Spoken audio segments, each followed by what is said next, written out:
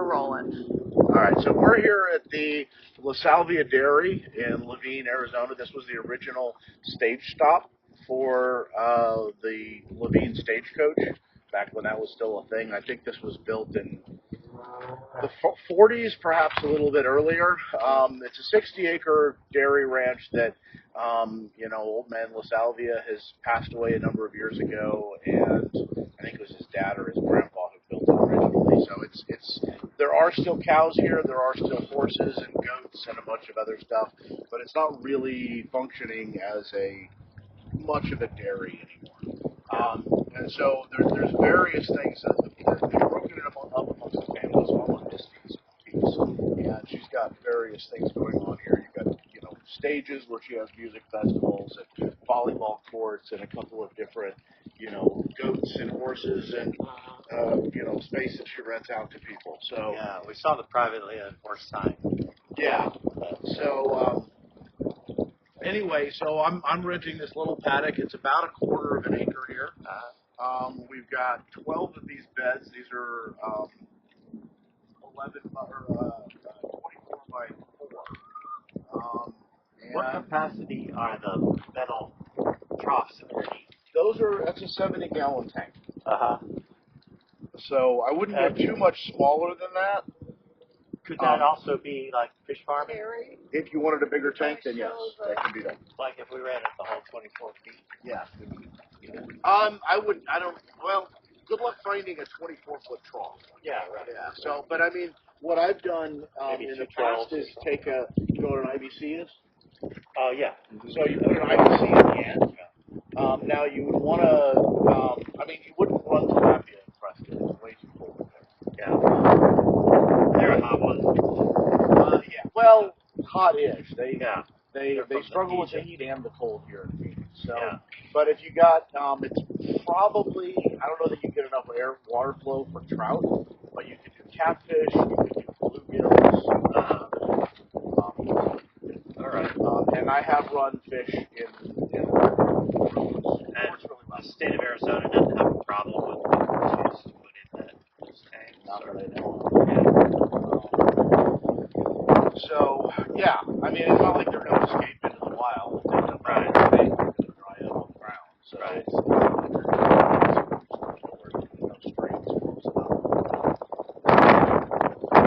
think if you decided to go down to Coldwater Lake and catch all the crawdads, you could eat crocodiles on that. Like they're being transplanted no matter where you go. Yeah. But in terms of we're almost completely off grid. So if you look at the tanks right here, that's the well, and so that's where our water supply is coming from. It's this pipe that comes down here. This is the water supply for the whole thing. So when I say almost, APS power runs the well. It's the only on grid that we are. So we've got solar panels over here. We've got a battery hookup set up in the shed itself, and so we are off grid for electric. The water is well water, so we're pretty sustainable here. The garden beds themselves. So the way that the infrastructure is set up, the water supply goes up to the middle here, and then it kind of splits off. So there's a series of water lines that run to the top here.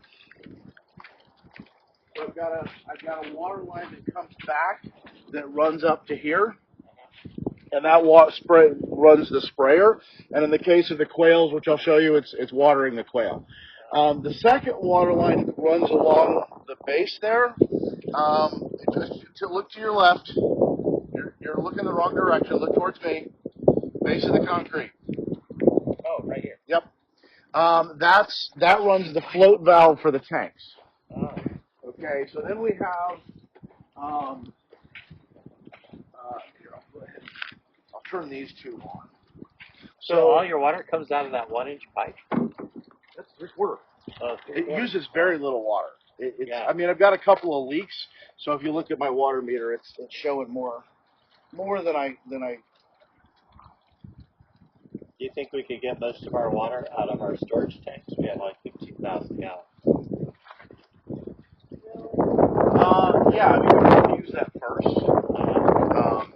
But yeah, that would be, there's definitely ways to stage that. So I turned the water on just now. So what's happening right now is it's pretty quiet, but there's a pump that's down in the tank that's pumping up. And if you look down here, the water's running. And so this runs on a timer. It runs, I think I've got it set for maybe 4 times a day. I don't remember how often I've got it right now. But it runs itself. I don't have to be here for this to water itself. Okay, so is this fresh water that's getting in, or is that? This is water that's been recirculated. So it's basically compost tea right now. What's the CFM on that pump there? Now, right off the end? Well, I don't know about CFM. It's about 1,600 gallons per minute. Oh, okay. Transfer that. No, I won't make you do that. I could get 1,600 gallons per minute, per hour. Per hour. Yeah. Per minute would be excessive. But it basically what it does is less about 3 minutes, and so it basically stops dumping about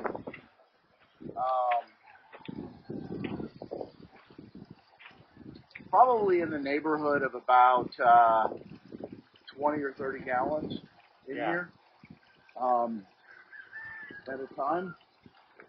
And again, like I said, the power for this is coming off of the solar panel. Now you can hear at this point the float valve running. So it's dropped low enough that the float valve has activated, and it's just topping that off. So I don't want to keep it running too much more, otherwise I'll start overflowing it. Yeah. So I'll turn that off.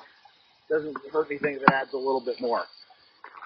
So the other thing that happens when we need it. So these aren't quite hooked up yet because I'm these are fairly new and I just haven't had a chance to get these all fully running, which I'm hoping to do very soon. So I've got here a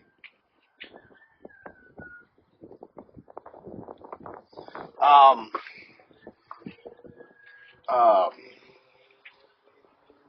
that was what I was for. So I've got this sprayer here, and so when we're trying to start seeds, this is how we surface. So that the other stuff never quite wicks all the way to the surface. So this is how we surface irrigate when we're trying to start seeds. Right. And so it'll just. Does that help, like the spray greens too, because they're getting wet? I mean, it doesn't. I mean, right now, I just had to turn this on. These were not currently running. Yeah. So, I mean, it's not necessarily great for them. The water here is pretty hard, so you get a white crust on them if you spray them when they're. But it's helpful for starting greens. The other thing I want to point out. So, like I said, this place I have not had a lot of time to like really put time into this. So it's actually running. I'm well past benign neglect at this point. This is some pretty seriously malignant neglect at this point. So as I mentioned before, I've got quail. You can see some down here. There's only about 9 of them in here right now. Yeah, I did. But they are automatically watered by the watering system of the garden. So they've got a little water thing there with a float valve in it. And they've got Like 8 in there? yeah. Domestic quail are pretty stupid. If you let them run around, you'll lose them in 48 hours or less. Guaranteed. Gone. No, they'll die. Oh. They have no survival. They don't. Yeah, they don't. And it's not like they don't even reproduce if they somehow manage to survive. So they're not like our camels. No, these are Coturnix quail. So I will say one of the challenges that I've run into here is that when we put on the soil, we put about an inch of what I call topper, which is usually just the sifted stuff, which I'll walk you over there and show you that in a minute. But because we're building so fast for the last couple of years, getting enough topper has been kind of a constant problem. So if you look at this and you see all of these weeds, the reason we have all of these weeds is because I've been taking the fluffy stuff on the ground and using it as topper. So Otherwise, we have very few weeds. Yeah. So this is also charred in this one, right? Yeah, and I didn't actually plant it. Really? It's self-seeding? No, what happened was my Swiss chard from last year, I had an insane amount of Swiss chard. We're headed that way this year. Yeah. But then it went to seed, and I thought the seeds were maybe still green, but I just buried them somewhere out in the thing, and the seeds, I guess, survived. And so when I sifted out that soil, the Swiss chard seeds were here. And so when I set this out, all of the Swiss chard came back. Oh, well, that's a bonus, I would say. Yeah, so I didn't actually plant any of this. So yeah, I mean this is probably right now I could probably harvest 20 pounds of Swiss chard in just this bed. I mean the very first bed, or the far of this bed over there, that's all Swiss chard too. Oh yeah. So I've got an insane amount of Swiss chard right now. So do you keep it under shade to keep it from burning off? Oh no, it's only we get a couple hours of shade. Oh. So south is that way. Yeah. So it's all full morning sun, and then we got a couple hours of shade, and then it's back to afternoon sun. Oh, I see it. It just happens to be where that Swiss chard down there looks very, very healthy. Oh yeah, it's just a lot older. Yeah. That stuff sprouted in July. Oh. This stuff sprouted about a month ago. Oh. So that's the difference. And you have some bok choy right at the very I don't think I have any bok choy.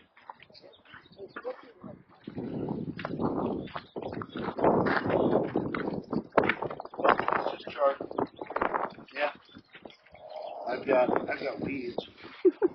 That's just chard. Yeah.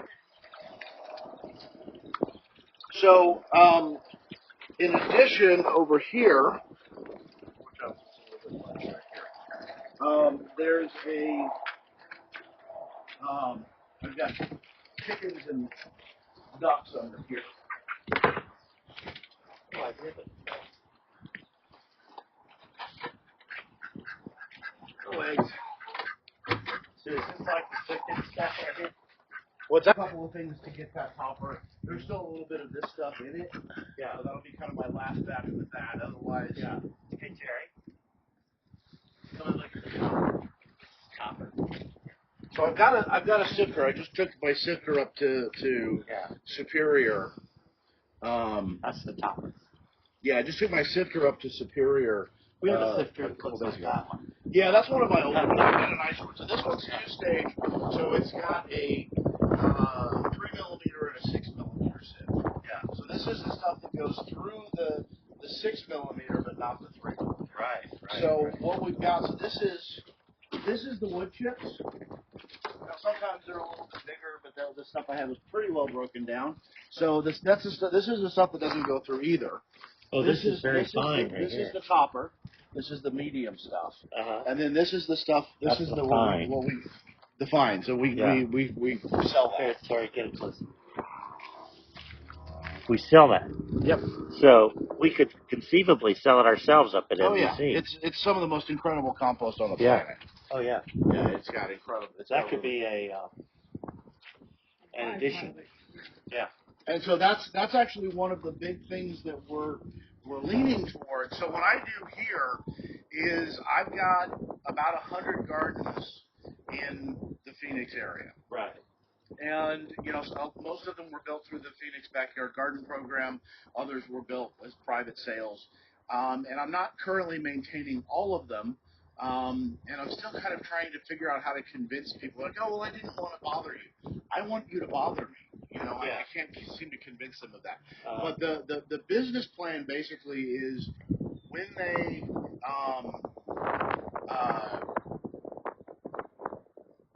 when it's time for the soil to be reset, we'll get down here. Those last two are pretty much ready to be reset.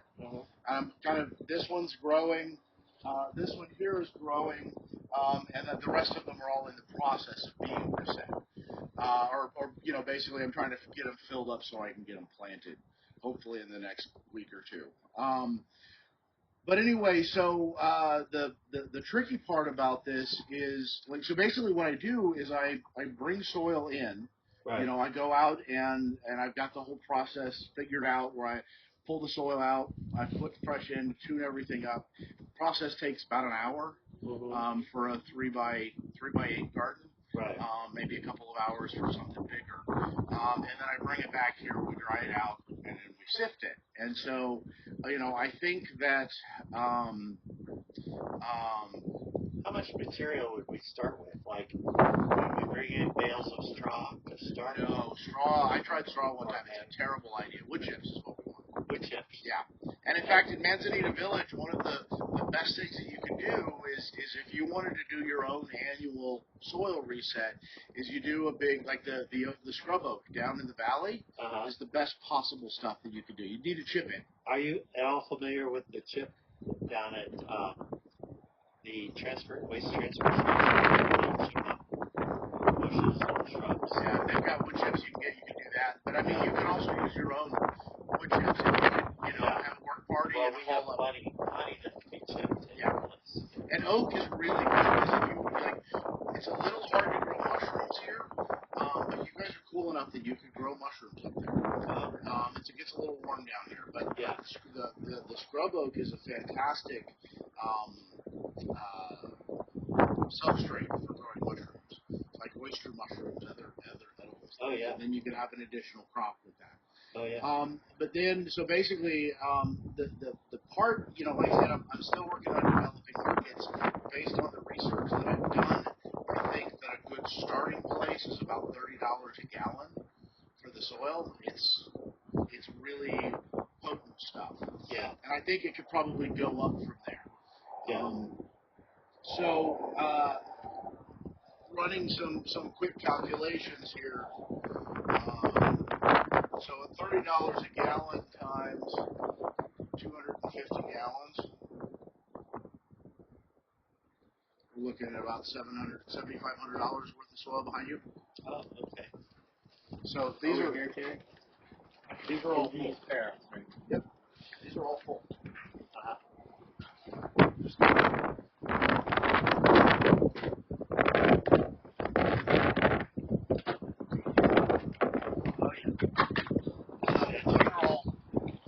Those are all full. So that's, like I said, about $7,500 worth. Yeah.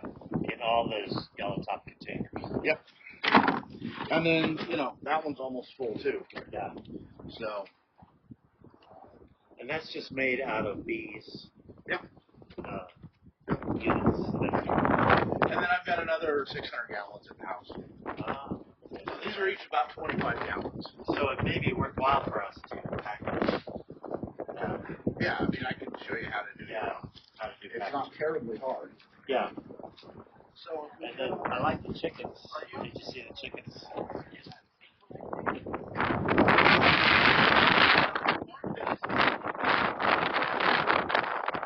Chickens and ducks are fertilizing my garden. Yeah. So the ducks do a lot of their pooping in the garden or in the pond. And so that's what this is right here. So if you look at this. Do you have a duck pond? Yeah, it's under it's the tank. Oh, it's underneath. The tank underneath. Yeah. Yeah, so they just swim in the same tank that's under everything else. Down there. They just what's that? They'll stay down there and yeah, they go swimming whenever they feel like it. Yeah, do you have it protected with hardware cloth and that kind of thing? Just so that they can't get out. Yeah. Right. These are all cleaned in. Yeah. But then you know, one of the other things that's nice about it, bring the camera over here. So you see these little holes? So this is mostly, you know, duck poop. Yeah. Okay, you see these little holes? Yeah. Those are earthworms. Oh. Lots and so you got lots of earthworms, though. Yeah, we have tons. Did you start with like a... there we go. like, what do I want to call it? A earthworm farm, shipping them to you. I think. Yeah. Once upon a time, I got a way early. I mean, the Arizona worm farm is about a mile from here. Oh, really? But I've never bought any worms from them. Oh. In fact, I could go into business selling them myself. I just haven't. Yeah, so that's a third thing we can make. Oh, absolutely, yeah. Now you So and then of course the nice thing is this is my hand washing station. Yeah. So you clean out from down here and put it up here. no, the pump when they poop in the tank, the pump just sucks it up and dumps it in here. Oh, nice. So I need to get the rest of this scooped out and then get the plants moved and kind of clean this up a little bit, and then I can put this back into production. Right. And the same thing with this one. I was using this one to dry out the soil, but I sifted the last little bit of it the other day. So you're not waiting for this to compost here. You're just, that's the meat. No, that's already done composting. Yeah. What I did was I couldn't completely pull out the soil because then there's nothing to filter the. So that's their only water source. Yeah. So it needs to be cleaned. Yeah. So I'll basically get this kind of cleaned up and set up, and then we'll be off and running. So if we go over here, so this is another one that's been running. I stole this one. This is my new seed starter bed up in Superior. So if you look at this stuff, so we've got like carrots and stuff like that coming up. But if I look right here, so this has only been, I don't remember how many months this one's been, but so it's got a little bit of material still in there, but it's breaking down. So this looks like onion here. Yeah, that's probably in most of what I've got here. Are they like green onion? Yeah. They're like in native Arizona green onion. So, yeah, and then we've got carrots, and a friend of mine planted some flowers, so those are doing pretty well. So this one's been running since I think we built this one fairly fresh about back in maybe December. So like I said, it's broken down. It doesn't look like wood chips anymore, but it's not ready to harvest yet. I think for wood, it's probably about 8 months old. Now this one, my pump died, so this actually hasn't gotten any additional water in at least 2 months. And we haven't gotten any rain. So just so you know how good the water holding capacity is, this is all growing without supplemental water. So if I dig down in here, you can see it's kind of dry, but it's a little farther along. This one here is still getting water.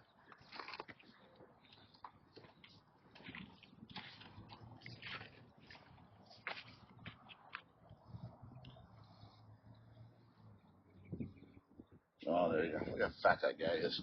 Yeah. Yeah. That's that worm. Yeah. So, these are ones that I can harvest the soil and then use it as topper. I may end up using some of the fines as topper. You let the chickens eat the worms? Sometimes, for the most part. Another one, we've been growing so fast that just trying to get earthworms into everybody's garden has been a little bit of a push. So instead of feeding them to the chickens and ducks, it's more of a let's see if we can get them into people's gardens. And I think we're going to hit a point where when we look at earthworms, because like one of these garden beds alone, if you start it with enough earthworms, it'll produce just thousands and thousands of earthworms. So, it's one of those things where if you really wanted to, you could start the Manzanita Village Worm Farm. That's enticing to me.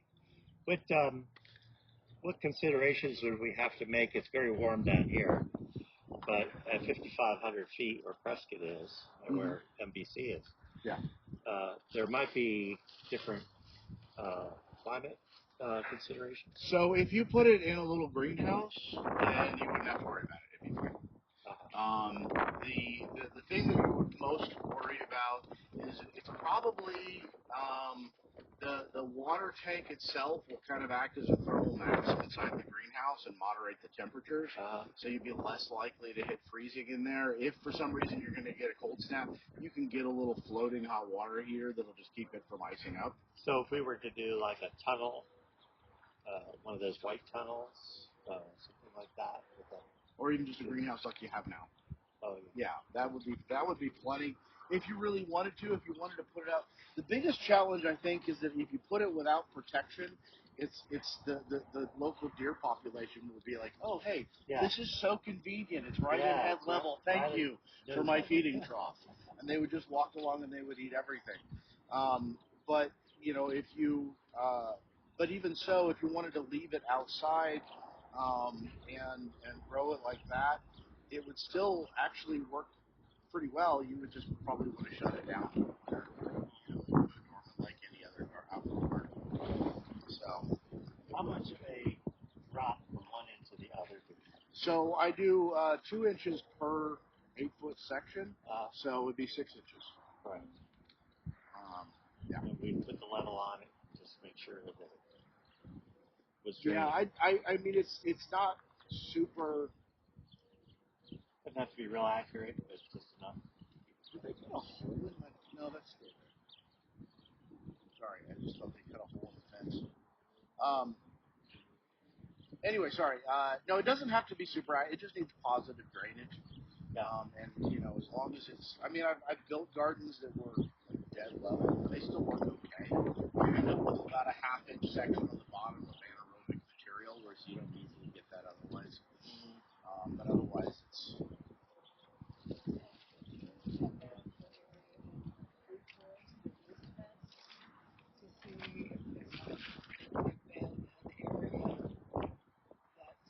What food forest? Back in Anthony, Where's the fence is between John's house and the house next door. There's a 6-foot-high fence Oh, around it. I have not been in there. Oh, okay. Because I thought that was one of the areas that was going to be looked at as a possibility. Yeah, I mean, not that I know of. I mean, you guys can send me pictures and stuff. We can figure it out.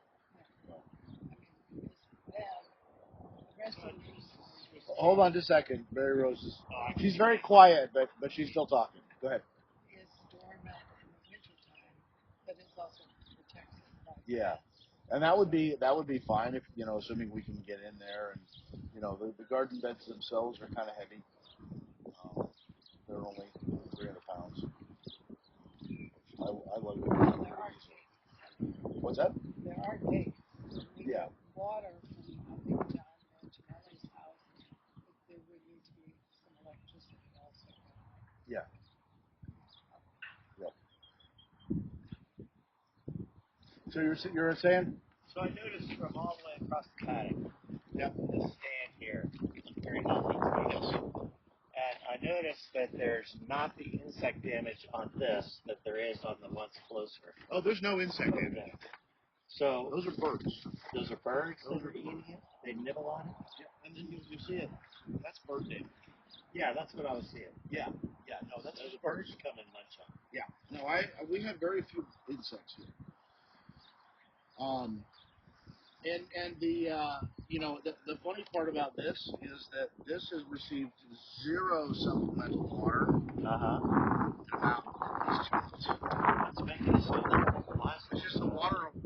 The soil's pretty well broken down, and it just holds its water really, really well. Yeah. We've gotten one very light rain, but it wasn't even enough to wouldn't have even registered a tenth of an inch. And how long does it take to get into that condition? Is it a year or It's 3 about years? 6. This is about. I want to say this is about 8 months. This is when I last reset this one. This is making me hungry for dinner. Yeah, and actually, I want to harvest some of this. Experimenting. And I've got some chicken that I need to cook up before I go to bed. So maybe Ed will give us some chard. Oh, if you want some chard, there's plenty. Well, at one point we had chickens at MVC, Yeah. and then the people were very reluctant to actually behead them and clean them and eat them. And so I was wondering what we would do about that kind of a situation if we were relying on birds to make fertilizer. I think honestly, I mean the tricky part about the quail is that they have to have their cage requirements are much higher. Yeah. So the quail have been they've bred out the roosting and broodiness, so they will never sit on their own eggs. Uh-huh. And as such, they also don't necessarily recognize that they're supposed to lay them in a certain area. Oh. So I've got the part at the end there under the compost bin is where their sort of nesting box is, and I get about 80% of the eggs there. But the rest of the place will just lay them, and it's 4 foot wide, crawling around on your hands and knees trying to reach up under there. Yeah. Is a pain in the neck. So what I did was the whole thing is built up on a slope. Uh-huh. And so if they lay an egg out in the middle somewhere, it just rolls to one side, and then the other side has doors on it, and I just go along and pick them up. So it was quite a bit more labor intensive to build that. But once you do, I mean the quail, like I know that we have coyotes here. They've never gotten into my birds. So is that like hardware cloth as a base so that when you tilt it up, everything falls?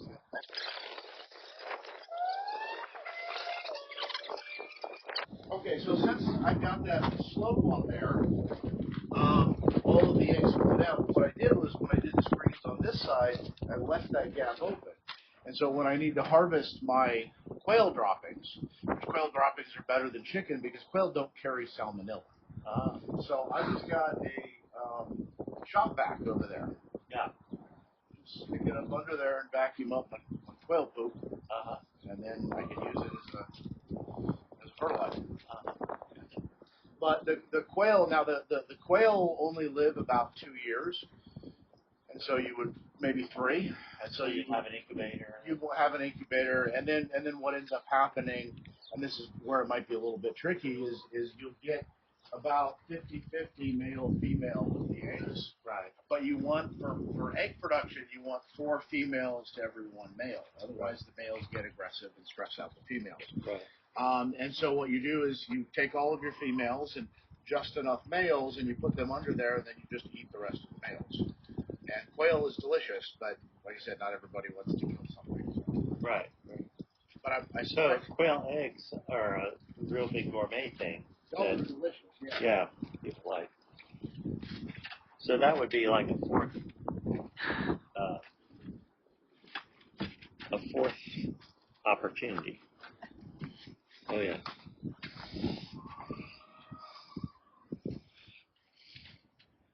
That's bigger than I expected. Yeah. And so about 4 of these would be the equivalent of a chicken egg. Uh-huh. So here's the cool part about quail. Yeah. Chickens are pretty aggressive and kind of territorial. You need 10 square foot for 1 chicken. Yeah. Quail, not so much. Not only are they smaller, but they get along better in groups. So you need about 1 square foot for a quail. Okay, so let's say that you have 10 square foot. You have 1 hen in that 10 square foot. You get 1 egg a day, assuming you get one of the higher laying breeds.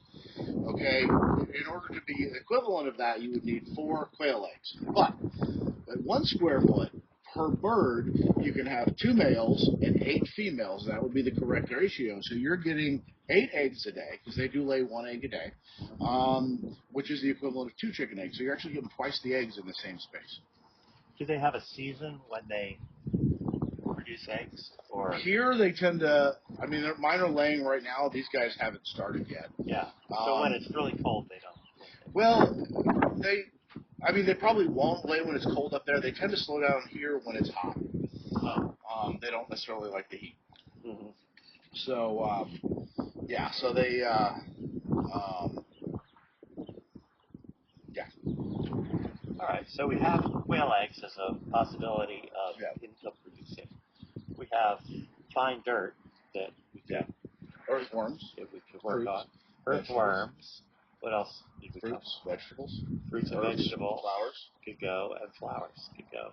So we're talking about 5 things right now that we could develop. So the whole list is 10 things.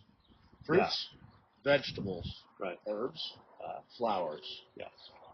earthworms, Yeah. black soldier fly larvae, which are really great as a chicken food. They love the compost bin. Meat, if you're doing like quail or something. Yeah. Eggs, mushrooms, Yeah. and soil. Okay. Wow.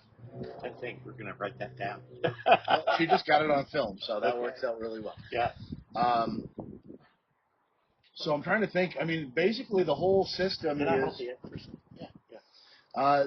the whole system Have you is seen it? designed to Yeah, just be automated. You know, there's a so little bit of. my I mean, I will question say that is- in terms of like resetting the garden, getting everything all set up for next year, there's some work there, and that's kind of like just been where I'm been held up is I just don't have the time to get down here and get it all done. Right. I just need a good like 30 hours, and I just haven't had it. So. how does one crack So quail egg without getting into a shell? So there's these little scissors they make. One side is a circle, and the other side is a shear.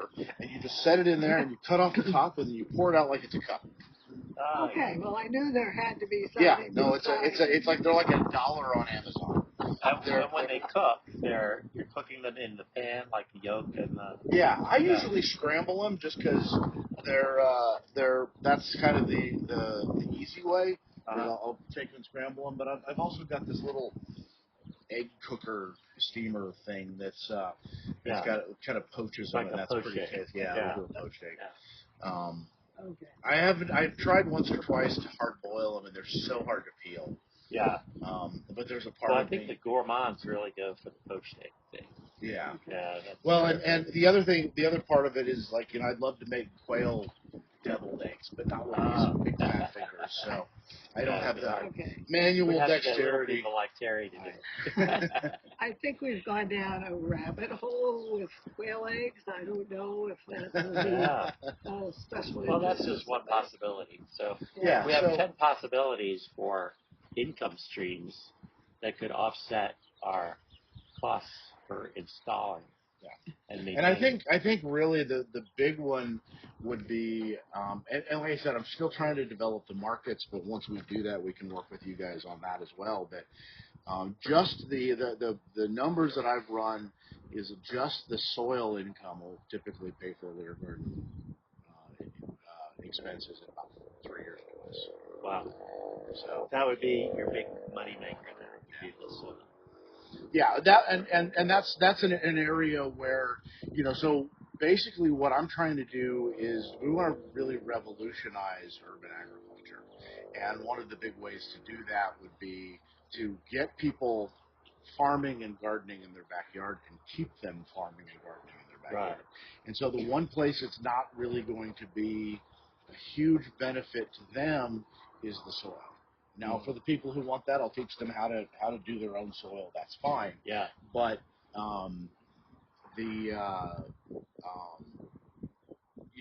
it's a lot of labor to do that, and then to sift it and package it and market. Right. That's all stuff that's going to be difficult for most people to do. Whereas we come in and we reset the soil, we tune up the garden, we replace any pumps and timers and stuff that goes bad. That's a pretty clear benefit for most people. They're pretty happy with that. So,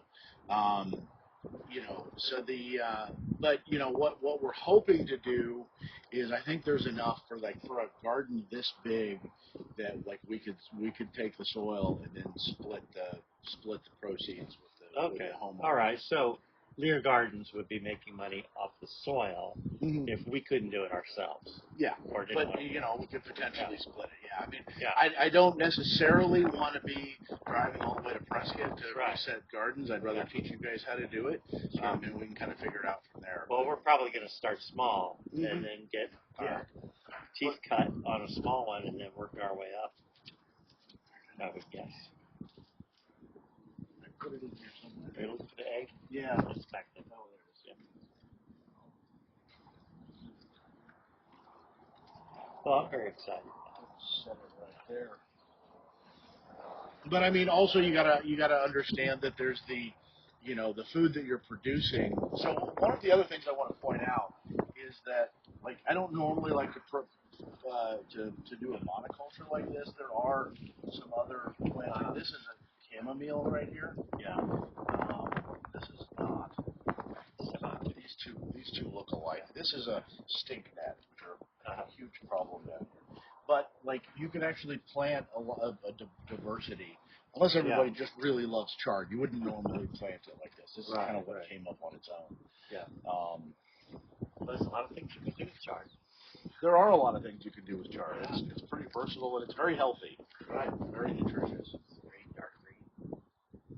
Mm-hmm. Yeah, I'm glad to hear it's birds, not insects. Yeah, no, that's Yeah. It might be our little squirrel, But a lot of times it's the birds, and you can see like that little thing right there. That's a beak print. Right. You know, that's how you can tell when it's birds. Is that they take a little bite with their little beak and they leave a little beak print. But I mean, like I said, it could be our friendly neighborhood squirrel. Yeah. And honestly, I'd rather he eat some chard than eating my baby plants. Right. We have squirrels at MVC, don't we? I have one that attacks my birds. Yeah. It's trained if I open my front door and it's gone.